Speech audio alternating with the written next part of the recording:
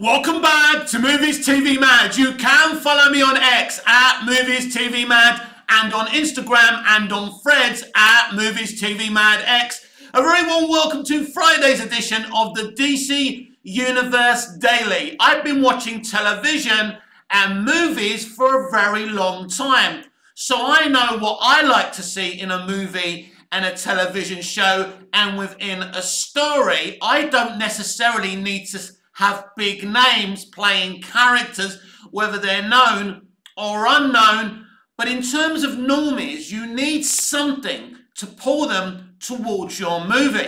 I have one fear for James Gunn's Superman Legacy, and it's that it doesn't have marquee value. Mick, stop talking industry. Tell us what you mean by this. Well, marquee is your poster. It's the names on your poster. My one fear for Superman Legacy is it doesn't have big enough names in terms of the cast attached to it. So then you're asking an audience to come in to watch your movie because Superman is in it, or because James Gunn happens to be a very famous, well-respected writer-director. Is that enough? I don't know. People came in to watch Peacemaker on Max, and it had record-breaking viewers on HBO Max at the time. For me, it was a very enjoyable DC streaming series. Not for everyone. I'm just talking from my own point of view. Let me just read you out the cast so far of Superman Legacy.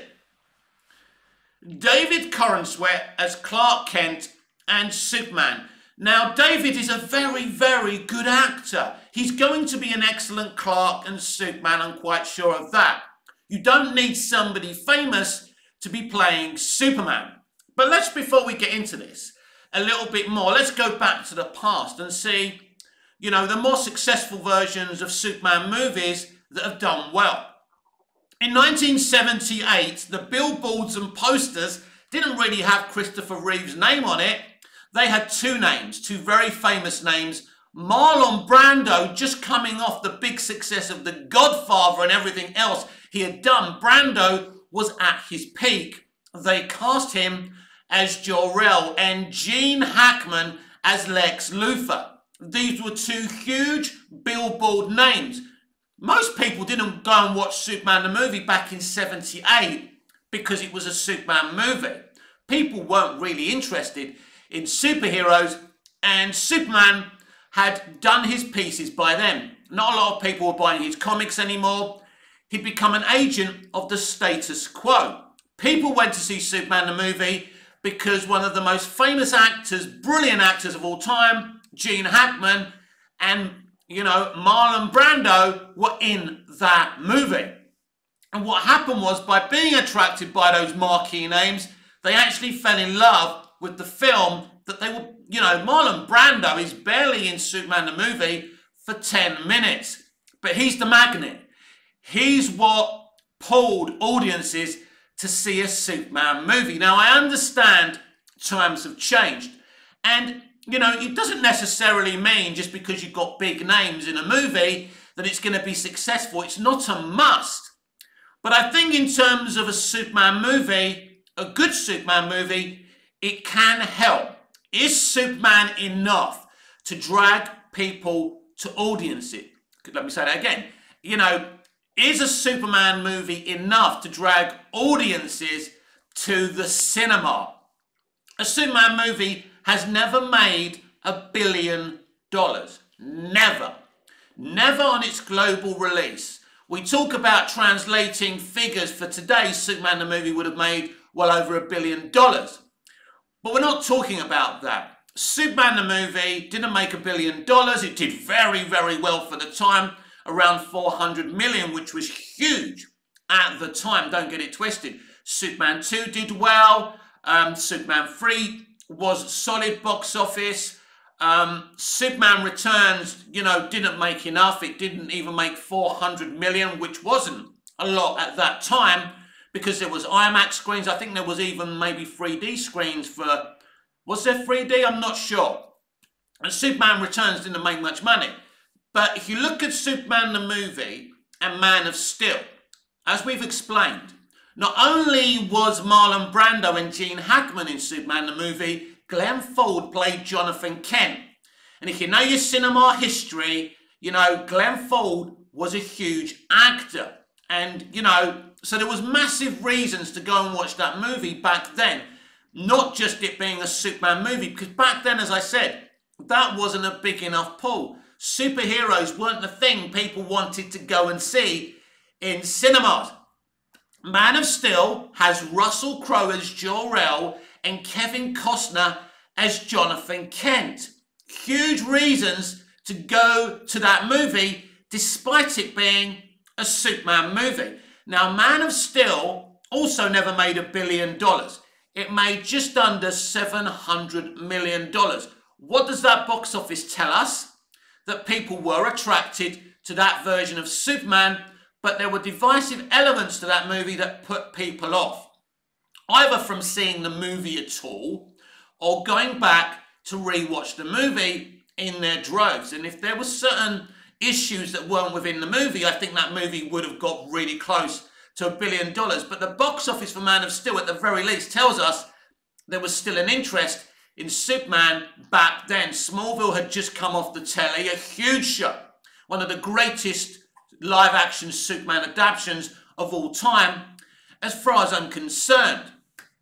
But if we go back to the cast of Superman Legacy, so we have Rachel Brosnahan as Lois Lane.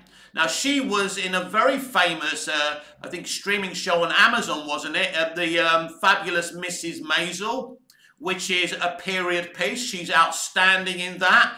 She's an outstanding actress. Margot Kidder, who played Lois in Superman the movie, wasn't famous. She'd been on telly.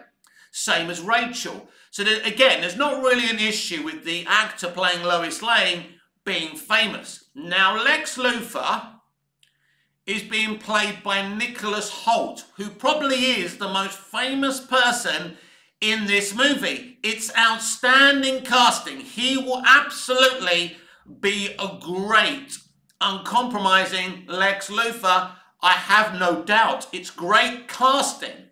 I don't have an issue with any of the casting in this movie. Then we really go to the unknowns. We've got Isabella Merced playing Hawkgirl, right? Exciting that we've got this living, breathing DC Universe in Superman Legacy. We're getting a Hawkgirl. I know nothing about her, but I would say that normies have never heard of her. Then we've got Maria Gabriela D, right? And I think she's playing Faria, whoever that is. Nathan Fillion, who's a very famous actor, mainly from television, and a good friend of James Gunn, playing Guy Gardner. Again, I have no issue. He's quite a famous actor, but is he a marquee name? No. But I think he'll be an outstanding Guy Gardner. Then we've got Anthony Carrigan as Metamorpho. Now, Anthony is pretty known, but again, he's not a marquee name. He will be an outstanding version of this character who I really don't know much about, if I'm being honest. But I'm excited to see what we get from this character and this actor. We then have Skylar Gisondo playing Jimmy Olsen. Never heard of him, but I've been told he's a really good young actor. I am so stoked that we're getting Jimmy Olsen, a comic book accurate Jimmy Olsen, in a Superman movie in a DC universe again. To me, Jimmy Olsen has always been, you know, the normie's way into the story. He's a young boy, a school leaver, who goes to work for the most famous newspaper in the world and becomes Superman's best pal. For me, that's fantastic. And I hope James does something with this character and he's not just, you know, an extra of sorts. So, again, never heard of Skylar. But we never heard of Mark McClure or the other people who played Jimmy Olsen before. That's cool. We have Sarah Sampario. I don't know who she's playing. And we've got Ed Gaffagi playing Mr. Terrific. So the character is more famous than the actor. Again, I've never heard of this actor. But as you can see, there's a lot of kind of DC characters already. And who knows who else James will be putting in this movie. I am a Superman fan. I will be going to see this movie. I will be begging, my friends within the industry to get me early access to this film. There's nothing more important to yours truly than a Superman film. And to you, all the geeks and nerds who are knowledgeable about the industry, you're going to go and watch this movie no matter if 20 vagrants play these iconic DC characters. I get that. But it's the normies here. If we go back to the DCEU flops of last year, there's many a reason why those movies didn't make money. Some believe it's because James Gunn started hyping up DC Universe too early, and maybe that made people feel that, the DCEU no longer mattered, and maybe that's an element of it. I mean, if you go back to, Fury of the Gods, it had Dame Helen Mirren in it. It had Lucy Liu, but are they big enough names? Are they marquee enough names? No, they're not. No one's going to spend their money, especially in a cost of living crisis, to see Lucy Liu and Dame Helen Mirren in a DC movie. Let's be honest about it. Now, the Flash movie had one huge marquee name. Well, it's actually a debate if he's a marquee name. Michael Keaton's Batman was going to return in the Flash movie. And of course, he's in that movie to get butts on seats because Ezra Miller isn't a movie star. He's not a good enough reason to go to the cinema. But the Flash should have been a good enough reason to get people in cinemas. Now, Ezra's real life behaviour was very controversial, and one of the reasons the movie didn't do well, for me, the movie is not great. It's got some good elements to it, but it's not a very good movie, and that's why people didn't go and see it. I believe they picked the wrong famous Batman to try and put butts on seats. I believe this generation would have come in to see this film if Christian Bale was reprising his role as Batman. It's clear it would have been very difficult to get Christian to reprise his role. I understand. If you look at, really, we should be comparing Superman Legacy to the first Marvel Cinematic Universe movie, the first Marvel Studios movie, Iron Man. Originally, they wanted Tom Cruise to play Tony Stark. So they were really looking at a marquee name because they knew Iron Man wasn't marquee enough. But they did cast Robert Downey Jr. And even at that time, he was a very famous actor. Jeff Bridges played the villain of that movie, and everybody at that time knew Jeff Bridges. At that time, Jeff Bridges was still huge, marquee names, and Gwyneth Paltrow, of course, had already been in Seven. So people knew Gwyneth as well. And if you look at, like Captain America the Winter Soldier, Robert Redford was the villain of that movie. You had Samuel L. Jackson casting that franchise as Nick Fury. That was huge, one of the hugest actors around at that time and still today. So the MCU had a lot of marquee value, right, in the early days. And if we look at DC Universe thus far, it's casting a lot of talented people. I'm not criticising that, but where's the marquee element of it? Where's the marquee element for the cast of Superman Legacy? I simply don't see it. So my next question would be to you, and to James Gunn specifically, is the people in your movie enough, to bring Superman Legacy as the first billion-dollar Superman movie? Because if he was to achieve that, it would be a major achievement. This movie has to make big money. Not necessarily $1 billion, but it has to make a lot of money, and it has to be well received. It's as simple as that. If this film fails, both critically and commercially, and in terms of the box office, then James Gunn is out of a job. It's as simple as that. That's neither here nor there. I'm not saying something controversial or toxic or something that I necessarily want to happen, but the facts are there.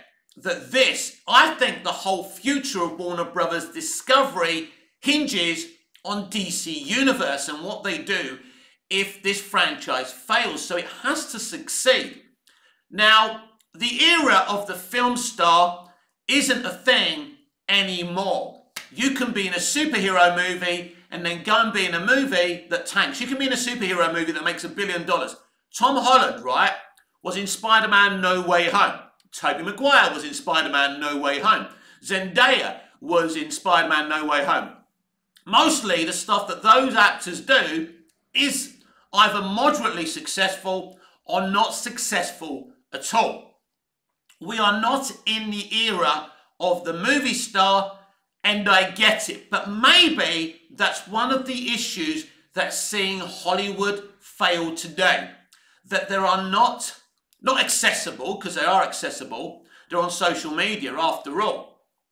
But, you know, the movie star that people can relate to. It's not necessarily about relating to them. It's looking up to a movie star and saying, wow, that's a god. I want to go and see that movie and see that god. Because as a young man, I saw movie stars as gods. I looked up to them. They felt like people that couldn't be touched. They felt like people that were 20 foot tall. Of course, they weren't. No such thing. But they felt huge. They felt, you know, like they felt like people we would never be able to be in the same room as. And we've lost that element in entertainment. People have, you know, if you ask people why Hollywood aren't making money and the companies are going bankrupt and they're struggling, lots of people will point to identity politics, you know, ideology and all of that. And I think there's an element of the bad representation and inclusion quotas in Hollywood today and in English-speaking entertainment in general. But that's not the only reason. I think the death of the movie star is a huge problem. Now, it's interesting, I was reading an article from the Hollywood Reporter, I think I may have mentioned it before, 50 Reasons We Still Love Hollywood, and there was a lot of cope in there. But the death of the movie star is a major reason why Hollywood isn't making as much money. The truth is, either we don't like a lot of the actors in entertainment today, they're rather unlikable because of the shit they say about people like me and you, right? We heard the guy who created Game of Thrones, forgot his name now, saying that, you know, conversations around entertainment are too negative from the public today. And they don't, you know, people don't just dislike stuff, they enjoy things failing, blah, blah, blah, blah, blah. There's a reason for that, because you've made yourselves so unlikable. And if you become unlikable to the public, they will you to lose, right? When a Robert De Niro movie was being released as a kid, I willed that movie to succeed.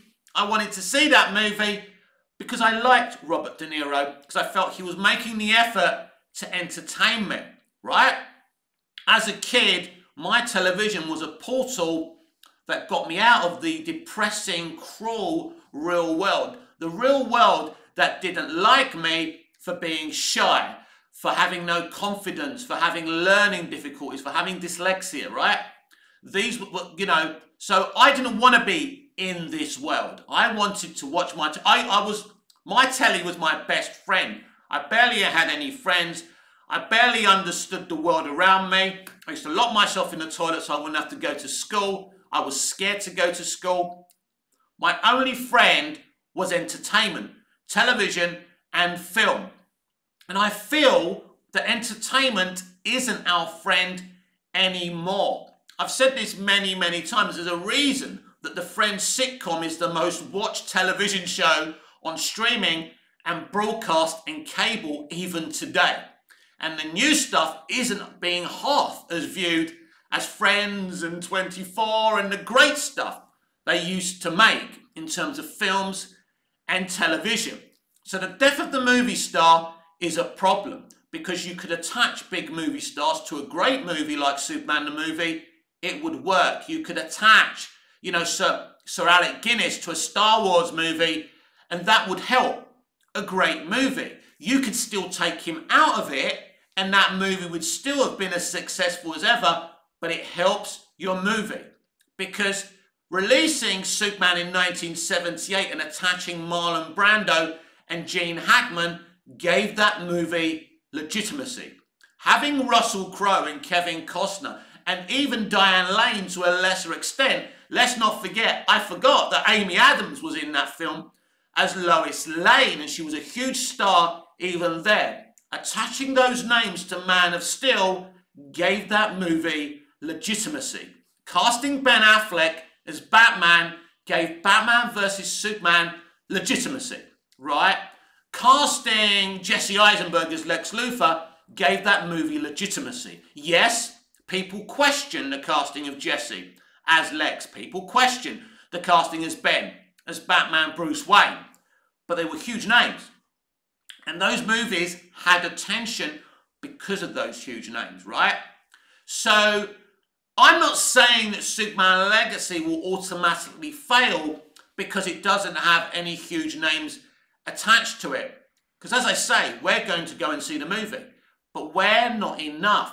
We went to see Fury of the Gods. It wasn't enough. We went to see The Flash. It wasn't enough. We went to see Blue Beetle. It wasn't enough. We went to see Aquaman and the Lost Kingdom. It was in improved box office, but still, it wasn't enough. Now, I know that the DCEU died a long time before it officially ended. I get that. And, you know, the failure of those films doesn't prove that the DCU is going to fail. But I mean, listen, there's one reason why you cast a bunch of unknowns who are very, very talented. They're cheap. It means you can, you can put all your budget mostly into your filmmaking. I understand the reasons for doing it. You know, I had never heard of Chris Pratt, you know, or even, I think, what was made first? Guardians of the Galaxy or Star Trek 2009? I barely knew who Zoe Zeladana was, or however you say her surname. Sorry, Zoe, I do love you. I think you're multi-talented. But, you know, mostly, I didn't know the actors, apart from Bradley Cooper, who I think he does the voice for Rocket excellently. He was the most famous person in that movie. Well, it's okay when you're making a Guardians movie, because as I've been saying for ages, there's one thing making a Guardians movie or a Suicide Squad movie or a Peacemaker series for streaming. James Gunn is now making a Superman movie. He is the most famous character of all time. His symbol, his S shield, is as recognizable as the Christian cross. More recognizable as the Christian cross, right? It's huge. And people may argue that Superman hasn't been relatable, that he's your grandparent's superhero, but he's huge. And if you execute his story and his film the right way, not only could you end up having a great Superman movie and you can have the new generation relating to this character, this is supposed to be launching a franchise as well. So, you know, what the job that James Gunn has got in front of him is very, very challenging, right? So what you do is, you do give yourself a bit more of an uphill struggle if nobody famous is in your movie. As I say, I think this is an outstanding cast. These are some of the best actors in the fucking industry. I don't have any issue with any one cast. There's a lot of them I've never heard of, right? But I've asked around, they've got great reputations. I think they'll all be great. You know, for example, you know, James has cast his brother as Maxwell Lord, and I don't know if I've already spoken about this in another video. A lot of people have been moaning about this casting, but actually, the guy is a very, very talented actor. So I'm not saying he was the right person for that job, but I still think he'll do a great job as Maxwell Lord. And we'll see how that goes. But, as I say, it hasn't got marquee value. And the problem today is that the superhero genre isn't where it used to be, right? People used to automatically go and see a Marvel movie. We saw from last year's MCU movies that isn't the case. I said in a previous video, I believe that Deadpool 3 will make money, should make money. Doesn't mean the MCU's back, Just like when Spider-Man No Way Home and Guardians 3 made money, it didn't mean the MCU was back, because they still go back to, unfortunately, the low quality of film that they're making. Unfortunately for them, because they're in this rut. And as I say, there's many reasons why entertainment is failing today. And it depends what content creators you listen to. I think one of the good things about me as a content creator, and not a successful one from any stretch of the imagination, I admit, I'm very lazy, I don't promote my videos, I don't edit my videos, I couldn't give a shit. I'm just here as a fan to have my say. Whether you like me or not is entirely up to you. Whether you subscribe to me or not is entirely up to you. But I'm just here to give it to you straight through the eyes from my own mind and my own point of view. Whether you agree, you don't have to agree. You can disagree. I love disagreement, constructive disagreement. But at the end of the day, you know, I think it depends from your point of view. This is what I was going to say, and I kind of lost my kind of train of thought. But I'm not coming from a Snyderverse perspective. I love the Snyderverse, but I'm not coming back from that perspective, because as much as I love Snyder's stuff in DC and everywhere else, I admit his DC wasn't commercially viable. We all know that. Even if you're a big fan, even if you're in denial of that, it wasn't commercially viable, right? I get that. I'm not coming from a James Gunn perspective. I don't hate him. I'm not obsessed with him, but I do rate him as a good writer-director, and I think he can make a really, really good Superman movie. Fingers crossed, because I want him to, as a DC fan and a Superman fan. Yesterday, I was watching Reign of the Superman, the animated feature, the second part to the death of Superman. And I was thinking, Jesus Christ, if James can get anywhere near to what Bruce Timm did with his animated TV and movie universe, wow. And I was watching this and I was starting to get really excited, because imagining Superman Legacy being as cool as what Bruce Timm has done. Bruce Timm has great knowledge, you know, that's why I'm passionate for these characters. So does James Gunn, by the way. Now, someone pointed out the other day that there was this thing that James said where he was saying that, oh, you know, superheroes are really silly, blah, blah, blah, and they're not to be taken seriously. Listen, James, it may, I think it was it My Review? I think it was that channel talking about this, and he made a great point. You know, talking about football or soccer or whatever you want to, just people kicking a ball around. You can say that's silly as well. People take football seriously. People take darts and snooker and pool seriously. People take things that may seem silly seriously. I wouldn't say, look, I don't name terms. When I'm watching a movie, I'm all in, and I'm focused in that world, and I'm seriously in it. But I understand it's make-believe and it's people dressed up. But I think, yeah, it is kind of concerning when a creative says, oh, this is just silly. Well, the thing is, it can't be silly when you're making it. When people are sitting in the cinema, Superman can't be silly. Now, so this is going to be interesting, what kind of film we get. As I say, I want to have faith. I want to believe in James Gunn. I want to believe in what he's doing, because I'm a fan of the genre, of the genre of superheroes. I want movies to win. I want the end of this toxicity in conversations about entertainment, both between the industry itself and the consumer. I want that to stop. I did a video the other day talking about that, how I'm sick to death of it. I really am. Hot takes, unpopular opinions, they bore the fucking shit out of me. Probably why I'm not very popular, because I don't try and wave the red rag to your horns and your ball, because I'm not that type of person. I just want to talk about entertainment, right? I just want to talk about what I love, right? And sometimes I'm going to tell you about what I hate. As long as I do that constructively, that's okay. And sometimes maybe I've been wrong. Maybe I've been too aggressive, too toxic. I am a passionate guy. And movies and entertainment are a passionate business for me.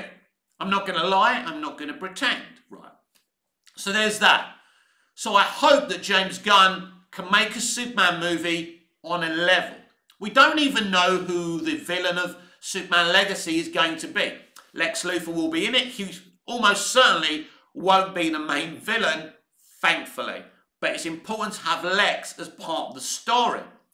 Now, could it be Brainiac? Could it be Metallo? I don't know what James is doing here. I do believe that Superman Legacy will not be the Superman movie that a lot of people believe it will be. Either the people who don't like James or either the people who adore James and think he's the second coming. I think this is going to be a very different Superman movie than we've ever imagined it would be or could be. But it is interesting when you look at the cast, because it isn't a bunch of famous names. Are they enough to put butts on seats?